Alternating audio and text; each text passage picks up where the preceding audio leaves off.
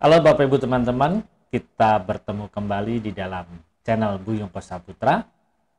Saya mengingatkan kembali bagi yang belum mensubscribe channel Buyung Kosaputra, ayo klik tombol subscribe dan aktifkan gambar loncengnya agar setiap video-video tutorial yang terbaru Bapak Ibu langsung dapat notifikasinya dan bisa mengikutinya dengan segera. Pada saat ini saya akan membahas bagaimana kita membuat schedule meeting di dalam Zoom Cloud Meeting.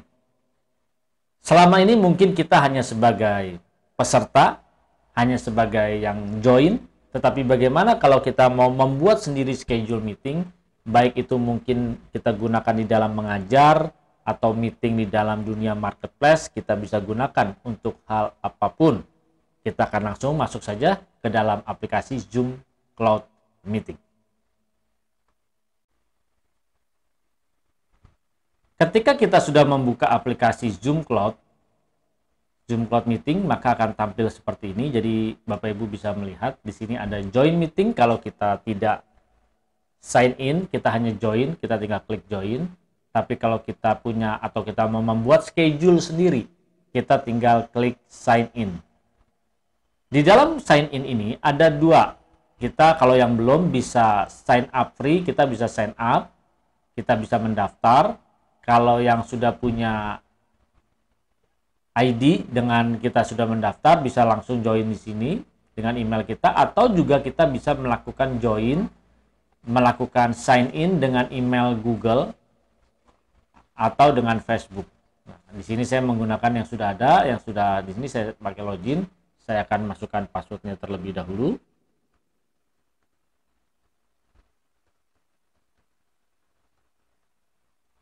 Setelah itu saya klik sign in, maka dia akan terbuka.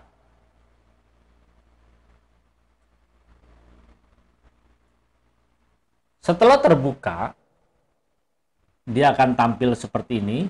Kita harus perhatikan di sini ada 4 menu: new meeting, join, schedule, dan share screen.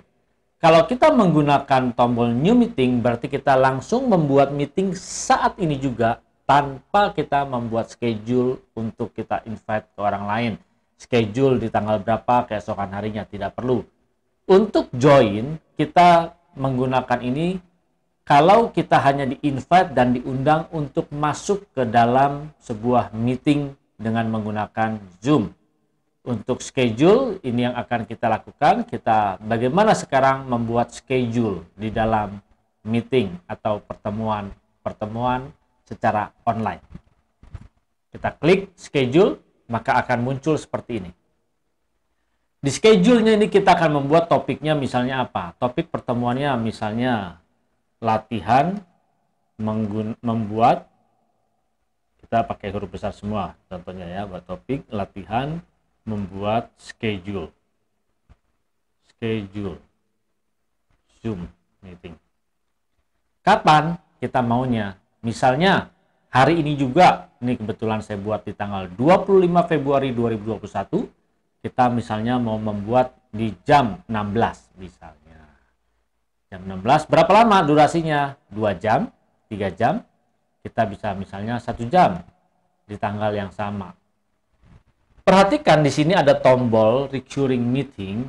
Kalau tombol ini saya aktifkan, maka efeknya setiap hari ini akan berulang di jam yang sama, akan ada schedule-nya dan kita bisa menggunakan ruangan itu untuk melakukan meeting. Jadi tidak perlu membuat berbeda-beda, tapi ini kita aktifkan, maka setiap hari dia langsung ada link tersebut. Ya. Untuk time zone-nya bisa diatur, mau pilih yang mana, kita pilih Jakarta, GMT plus 07. Untuk meeting ID-nya, kita mau pakai yang mana, ada generate automatically, ada personal meeting ID. Di sini saya menyarankan lebih baik kita pakai generate automatically, supaya setiap meeting-meeting yang lainnya, schedule yang berbeda, semua ID-nya berbeda-beda. Lalu password security-nya kita bisa buat di sini misalnya pakai huruf ya, misalnya uji coba. Nah, U besar, C besar, ini kita bisa membuat. Ada settingan waiting room. Waiting room kalau kita aktifkan seperti di dalam tutorial sebelumnya, kalau kita mengaktifkan waiting room, berarti setiap partisipan tidak bisa langsung masuk ke dalam ruang meeting tanpa disetujui oleh host atau co-host. Kalau meeting ini penting hanya orang-orang tertentu ibaratnya. Kalau kita datang ke sebuah ruang pertemuan harus membawa undangan meeting yang boleh masuk.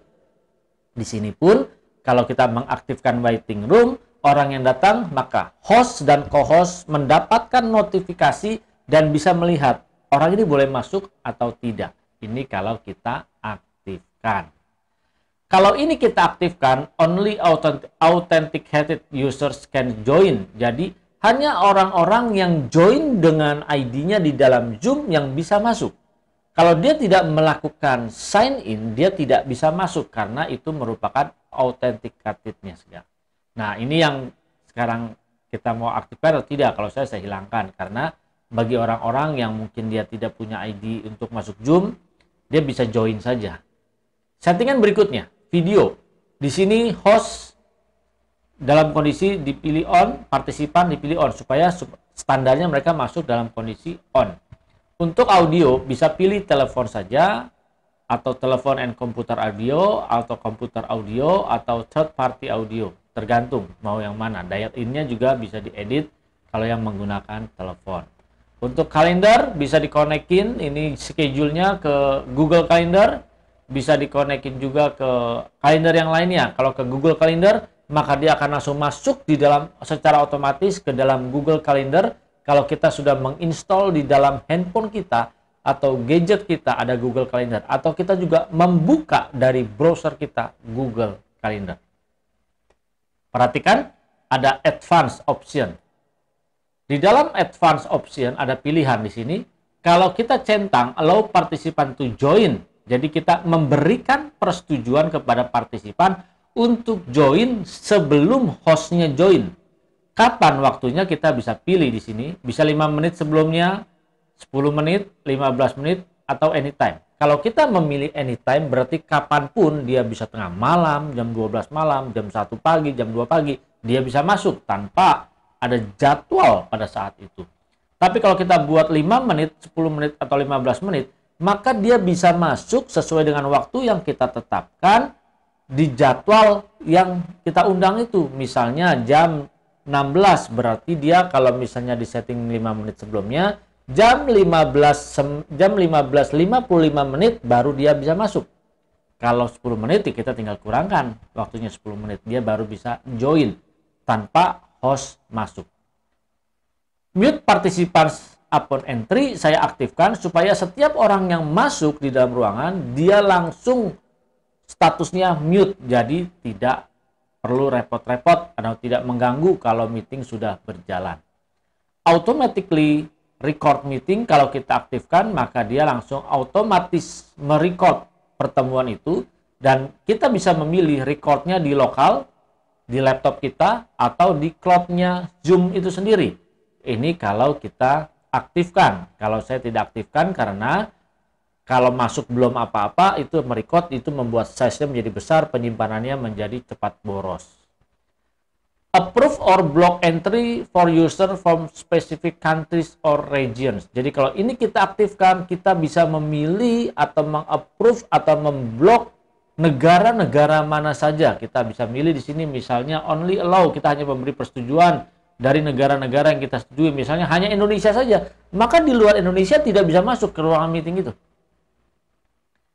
Kalau kita blok hanya negara-negara tertentu, maka negara itu tidak bisa masuk di dalam pertemuan kita. Ini fungsinya approve or block entry for users from specific countries or region.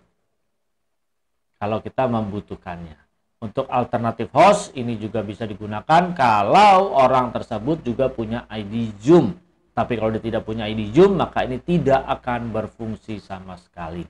Setelah selesai kita melakukan settingan ini semua, maka kita langsung klik tombol save. Kalau tidak jadi, kita klik tombol cancel. Karena ini oke sebagai latihan, saya klik tombol save. Maka dia langsung tersimpan sebagai schedule. Nah, akan muncul seperti ini.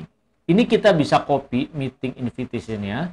Jadi kita bisa langsung copy invitation-nya, kita bisa langsung share by WhatsApp, by email untuk mengundang. Atau kebanyakan ini ada dial by your location, nggak perlulah. Ya sudah, ambil saja dari topik ini, kita sorot sampai ke meeting ID passcode-nya. Sampai di sini bawahnya one tap mobile tidak perlu, memang karena tidak terpakai. Jadi inilah yang kita klik kanan, lalu kita copy. Jadi kita bisa copy, bisa kirim nanti di WhatsApp atau di email. Selanjutnya kita selesai, kita close. Nah, inilah langkah-langkahnya. Jadi ketika, lalu kok nggak kelihatan ya di sini ya? Bagaimana? Bisa masuk ke menu yang ada di atas ini, kan ada home, chat, meeting, kontak. Kita masuk ke meeting. Maka di meeting ini kita akan melihat di sini ada today, latihan membuat schedule. Nah, ini dia.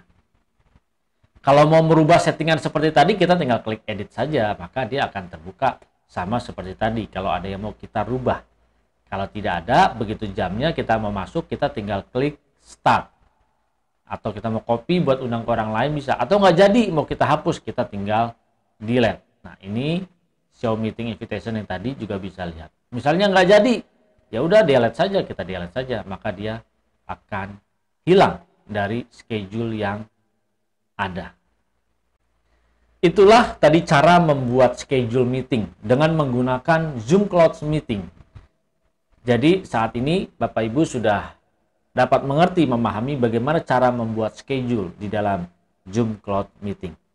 Silahkan share video ini, kalau memberkati banyak orang akan lebih baik supaya semua tahu bagaimana menggunakan fitur-fitur yang ada.